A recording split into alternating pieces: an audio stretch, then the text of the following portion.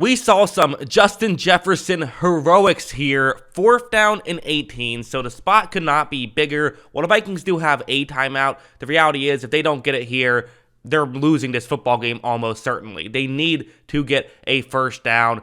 The way the Bills are running this is actually interesting. It looks like a man coverage, but with 2 safeties deep type play. It's still a 4-man rush. They're not going 3-man rush here. Cousins takes the snap, and eventually Jefferson is going to beat the guy who was playing man against him, but that's okay. You played this concept for a very specific reason. You have a safety further deep. So while Jefferson, appears to be open, there is a window. This throw from Cousins is a bit high, and there's a bit too much air under it, which means that this realistically should not be possible to be a catch from Jefferson. However, watch as Jefferson somehow rips it out of Cameron Lewis's arms right there. That feels unbelievable. I'm going to show a different angle, though, of really kind of explaining exactly how this was able to happen. Right here, it's one of those things that drives me crazy, I feel like. I paused it right here, is defensive backs sometimes go for interceptions when they realistically shouldn't. I mean, in this situation in general, even if you get the interception, it's better for it to be an incompletion because it's 4th down.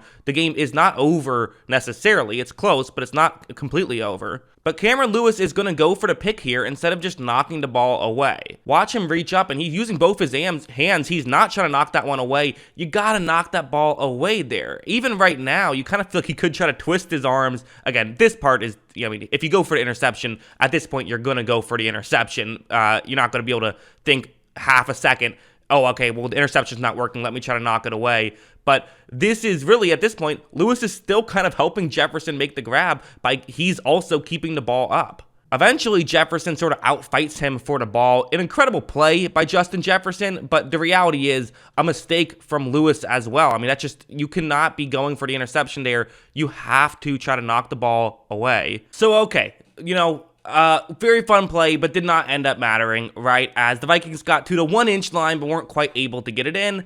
Now's when this situation would happen, and there was some, I think, talk after the fact of, was this the correct play call by the Buffalo Bills? They could have taken an intentional safety. I heard the commentators bring that up. To me, I think this is clearly the correct play call. Giving the Vikings the ball back with 45 seconds left, only needing a field goal, that makes 0 sense to me. You have to try to get the ball out of the end zone. I mean, the odds of this happening are astronomically low. But as you see, Josh Allen, just a fumbled snap exchange recovered by the Vikings in the end zone. I mean, this is legitimately Miracle at the Meadowlands. I mean, that's what it reminds me of. It's unbelievable. I cannot believe that this happened. What a just bonkers play. The Vikings would then go on to win in overtime, but just an absolutely unbelievable sequence at the end there to have it, get the overtime in the first place. Just absolutely remarkable, unlike anything I've ever seen.